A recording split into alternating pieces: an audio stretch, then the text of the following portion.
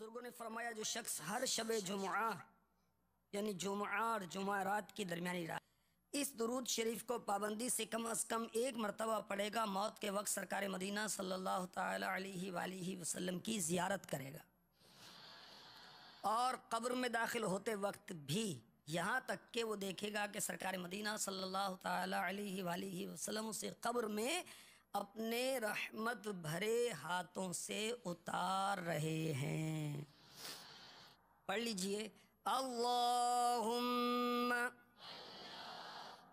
صلی وسلم وبارک علی سیدنا محمد النبی الامی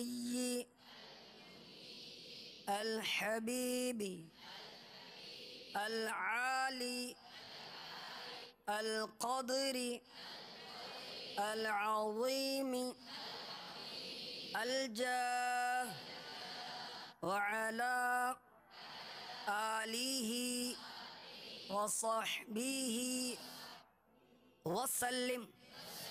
اللہم صلی علی سیدنا و مولانا محمد وعلی آلہ وسلم۔ حضرت سیدنا انس رضی اللہ تعالی عنہ سے روایت ہے، تاجدار مدینہ صلی اللہ تعالی علیہ وسلم نے فرمایا جو شخص یہ درود پاک پڑھے، اگر کھڑا تھا تو بیٹھنے سے پہلے اور بیٹھا تھا تو کھڑے ہونے سے پہلے اس کے گناہ معاف کر دیے جائیں گے۔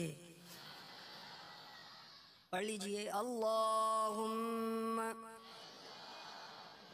صلی علی سیدنا و مولانا محمد وعلی آلہ وسلم، صلی اللہ علی محمد۔ جو یہ درود پڑھتا ہے اس پر رحمت کے 70 دروازے کھل دیے جاتے ہیں۔ پڑھ لیجئے، صلی اللہ علی محمد جزا اللہ عنا محمد ما هو اہلہ۔ حضرت سیدنا ابن عباس رضی اللہ تعالی عنہما سے روایت ہے کہ سرکار مدینہ صلی اللہ تعالی علیہ وآلہ وسلم نے فرمایا اس درود پاک کو پڑھنے والے کے لیے 70 فرشتے 1000 دن تک نیکیاں لکھتے ہیں۔ جزا اللہ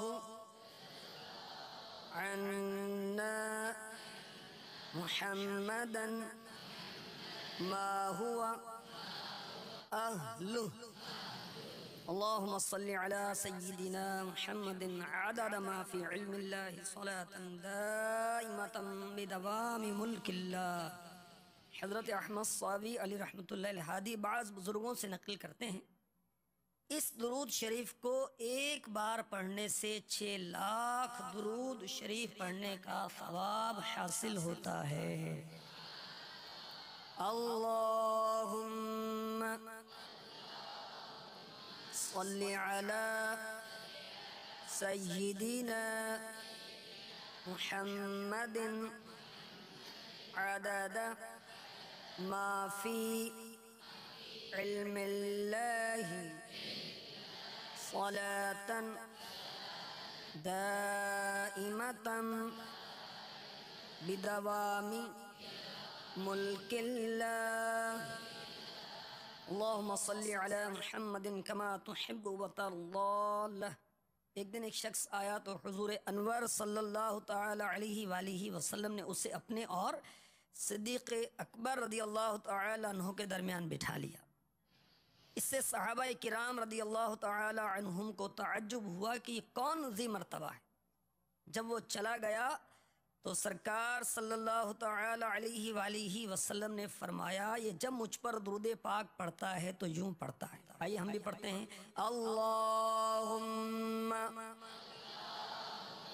صلی علی محمد کما تحب وترضی اللہ۔